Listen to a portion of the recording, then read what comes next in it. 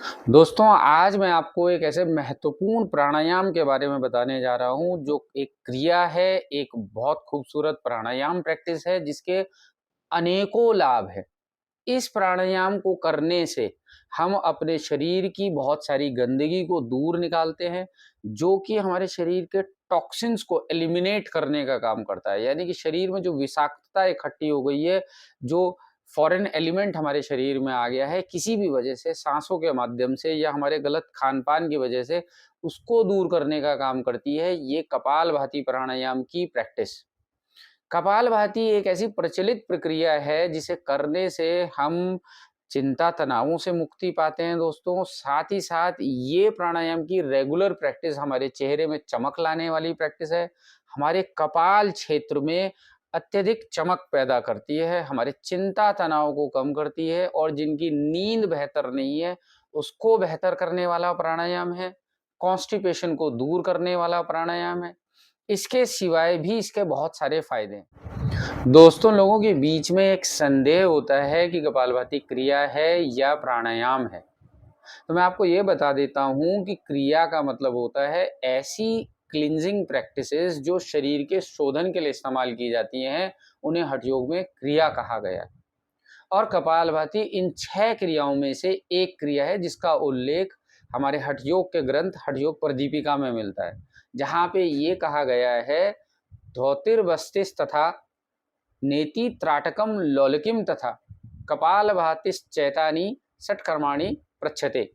यानी कि 6 क्रियाओं में से हठ योग कपालभाति शरीर शोधन की एक क्रिया है और इनका मकसद हठ योग के पथ पे चलने वाले साधक को आगे आने वाली जो प्रैक्टिसेस हैं, जो साधना के उच्च स्तर में जाना चाहते हैं, उनकी प्रगति के लिए ये प्रैक्टिसेस बताई गई। तो दोस्तों, बिना देर किए शुरुआत करते हैं इस वीडियो की। और अगर आपने चैनल को सब्सक्राइब नहीं किया है तो चैनल को सब्सक्राइब कर लीजिए, बेल आइकन को प्रेस कर लीजिए ताकि आने वाली और भी इन्फॉर्मेटिव वीडियोस आपको समय पे मिल सकें। और पूरी वीडियो को अंत तक देखिए ताकि आपको पूरी डिटेल अच्छे से समझ में आए इस वीडियो की। तो कपालभाति को करते हुए दोस्तों, जब हम प्रैक्टिस शुरू करते हैं तो सबसे पहली बात जो हमें ध्यान रखनी है कि कपालभाति में जो हम सांस को छोड़ने का काम करते हैं, जब हम सांस छोड़ते हैं तो उसमें हम बहुत ज़्यादा प्रेशर नहीं लगाएंगे, हम बहुत ज़्यादा ताकत से सांस को नहीं छोड़ेंगे। कुछ लोगों को आपने भी देखा होगा, मैंने भी नोटिस किया है कि जब वो कपालभाति करते हैं तो वो इस तरीके से अपनी नाक को सिकोड़ते हुए बहुत ज़्यादा ताकत लगाते हैं। उन्हें लगता है कि शायद जब बहुत ज़्यादा ताकत से किया जाएगा तो रिपीटेशन ज़्यादा बढ़ेंगे और शायद उसके लाभ ज़्यादा हो जाएंगे। तो कपालभाति में इतनी ताकत नहीं लगाई जाती है। सांस को छोड़ने का जो प्रोसेस है वो एक्टिव है, थोड़ा स्लो है और सांस को लेना बड़ा पैसिव है। यानी कि सांस को लेने का तरीका सहज है, सांस को छोड़ते हुए हम थोड़ी ताकत लगाएंगे, कुछ इस तरीके से।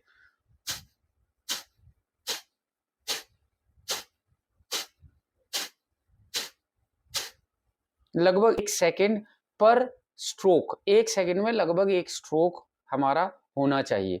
अब जो लोग पुराने प्रैक्टिशनर हैं, जो कपालभाति पुराने समय से करते आ रहे हैं, वो 1 मिनट 1 सेकंड में 2 बार भी कपालभाति को कर लेते हैं लगभग।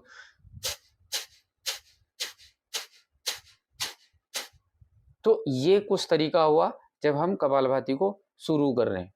इसमें यही ध्यान रखना है कि सांस लेने का जो क्रम है वो बड़ा सहज है। सहज का मतलब बहुत ज़्यादा स्लो नहीं है, नॉर्मल है, नेचुरल है, जैसे हम अभी सांस ले रहे हैं, लेकिन उसमें कोई ताकत या कोई प्रयास नहीं। सांस छोड़ते हुए हमारे प्रयास ज़्यादा है। तीसरी महत्वपूर्ण बात, जब हम इस प्राणायाम को कर रहे हैं तो हमारा मेरुदंड सीधा रहना चाहिए। मेरुदंड यानी कि आपकी स्पाइन को सीधा रहना बहुत ज़रूरी है। इसके लिए जब आप ज़मीन पे बैठ के या आप बेड पे बैठ के अपना सिद्धासन, पद्मासन या सुखासन की स्थिति में बैठे हैं, आप 1 या 2 तकिया अपने हिप बटक के नीचे लगा सकते हैं, जिससे कि आपका जो स्पाइन है, आपका बटक्स जो हैं वो एलिवेटेड हो जाएँगे, थोड़े ऊपर उठेंगे और स्पाइन ऑटोमेटिकली सीधी हो जाएगी। ऐसा करने से हमारा जो पेट का एरिया है, जो हमारा पेल्विक एरिया है, ये बिल्कुल रिलीज़ हो जाएगा और कपालभाति करते हुए जब हम पेट में दबाव डाल रहे हैं, जो टाइटनेस बना रहे हैं स्ट्रोक करते हुए, वो प्रॉपर जगह पे लगेगी। दूसरा, हमारी जो ऊर्जा है वो हमारे ऊर्ध्वगमन हो पाएगा उस ऊर्जा का, उस प्राण का, और हमारी जो नाड़ियां हैं उनकी शुद्धि हो पाएगी। जो मेरुदंड से लगी हुई सुषुम्ना, ईड़ा और पिंगला 3 मुख्य नाड़ियां हैं, उन तीनों का क्लींजिंग करेगी कपालभाति की ये प्रैक्टिस। तो इस प्रैक्टिस को करते हुए आपको एक बात ध्यान रखनी है कि ये बहुत ज़्यादा लंबा समय तक आप प्रैक्टिस नहीं करें। कपालभाति जैसे कि पित्त को बढ़ाने वाली प्रैक्टिस है, आपके अंदर गर्मी पैदा कर देगी, तो आपको ये प्रैक्टिस केवल 1 या 2 मिनट ही करनी है। लगभग 1 मिनट में जो नए अभ्यासार्थी हैं, वो केवल 1 मिनट या 2 मिनट से ही शुरू करें। 1 मिनट में वो लगभग 50-60 स्ट्रोक कर लेंगे और 2 मिनट में आपके 100 से 120 से ज़्यादा नहीं होंगे। तो आप इतनी ही प्रैक्टिस तक सीमित रहें। इसके तुरंत बाद आप या तो अनुलोम-विलोम प्राणायाम कीजिए या कोई और बैलेंसिंग ऊर्जाई प्राणायाम कीजिए, ताकि एक संतुलन की स्थिति आए। दूसरी चीज़, आप रात को इस अभ्यास को ना करें। सोने से पहले तो कम से कम ना करें, शाम की संध्या में कर सकते हैं, क्योंकि पित्त बढ़ने की वजह से ये आपकी नींद पे भी अफ़ेक्ट करेगा। इसीलिए बैलेंस करने के लिए आप अनुलोम-विलोम या ऊर्जाई प्राणायाम करेंगे। और अंतिम, आप इस बात का ध्यान रखें, जिन लोगों का ब्लड प्रेशर बहुत ज़्यादा हाई है, जो गर्भवती महिलाएँ हैं, जिन्हें आपको हर्निया की प्रॉब्लम हो, वो इस प्रैक्टिसेस को ना करें। हाई ब्लड प्रेशर की स्थिति में, आप बहुत ज़्यादा हाई ब्लड प्रेशर में कपालभाति अगर कर रहे हैं, तो आपका तरीका होगा बहुत ज़्यादा स्लो। ज़्यादा करने से आप अपने बीपी को बढ़ा देंगे। गर्भवती महिलाएँ तो बिल्कुल भी इस प्रैक्टिस को नहीं करेंगी। अनुलोम-विलोम या ऊंचाई की प्रैक्टिस वो कर सकते हैं।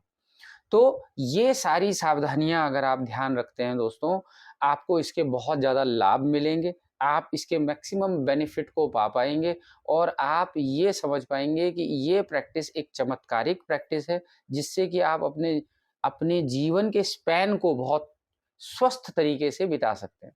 आई होप ये वीडियो आपको पसंद आया हो। आपने अगर चैनल को सब्सक्राइब नहीं किया है, तो प्लीज़ चैनल को सब्सक्राइब कर लेंगे।